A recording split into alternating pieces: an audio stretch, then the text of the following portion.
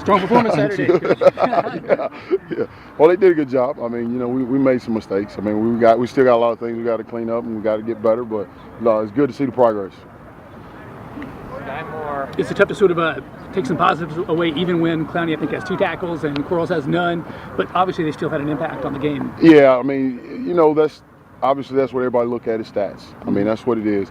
But if you sit down and look at the entire game, you look at the way they played and how hard they played, then you see the true impact that they made in the game. I mean, there were times where Jadavion was being blocked by 2 and 3 guys on a consistent basis. So, he's playing hard. He's playing hard every week, and I'm happy with the way he's playing. And he just keep playing. The stats will come to him. Is that a tough message to get across? No, because that's what he is. He plays hard every time he gets out here. Things have been said throughout the year about him, and this. Now you just turn the film on, you see how hard he plays. And he obviously was more vocal, I think, on the sidelines. Coach mentioned that. He was. That was definitely a positive. He was talking before the game, talking at halftime, talking on the sideline, and the guys fed into it. And we talked to him about, hey, he's got to step up and you got to do that more, because these guys they follow him and they feed from him. And I think that's going to be a big impact for us. And if he can continue to do that, it'll help us throughout the year. What about Kelsey?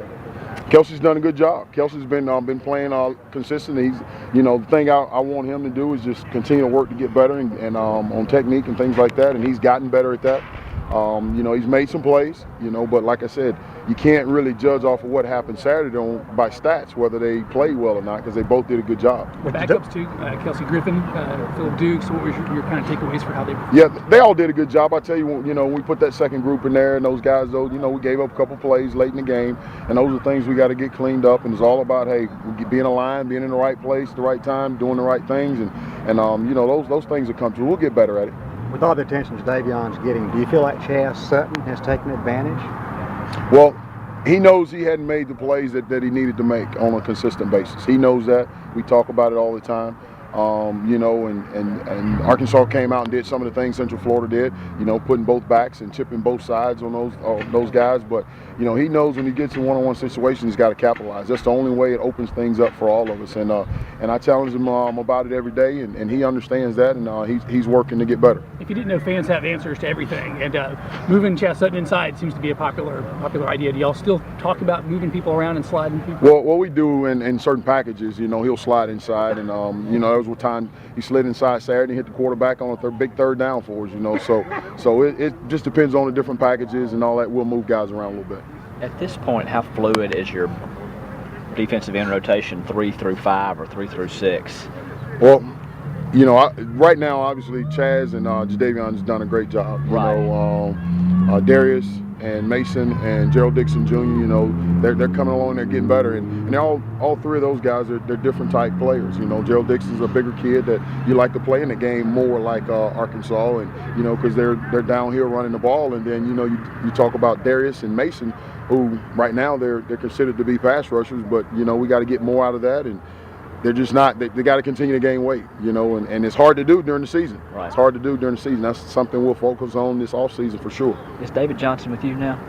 Yes, he is. Is he? Yes, he is. Is he a red shirt at this point, or are you still looking for right now? Right now, we haven't played him yet, so you never know what the future holds. You never know what the season holds, but it's getting late in the year, and I would think that would only happen if it was an emergency situation. How did Jadavion grade out Saturday? How did you think? Well.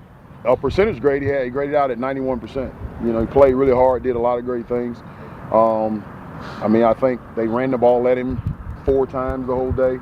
The times that he was in, I want to say that's the number. I'm not sure on that, but and it's hard when you're being double teamed. The ball's going away from him, but he's playing hard. And when the ball's coming at him, the couple times it did come at him, he's got 2 and 3 people on him, But he's playing hard, and we're happy with the way he's playing. And like I said, the plays will come to him. He's just got to keep doing what he's doing. What kind of a tangible difference did his return have on the play of the defensive line? Well, I thought it was big. I thought it was big because obviously everybody knows, he draws all the attention. And when he can take up 2 and 3 and 2 and 3 guys, and it allows other guys to do some other things and even take some stress off of our linebackers. And they did that. That's what happened Saturday, and we had some guys make some plays. Now we missed some that we've got to get better at, and we're going to continue to do that. But Jadavion coming back was big. How's that?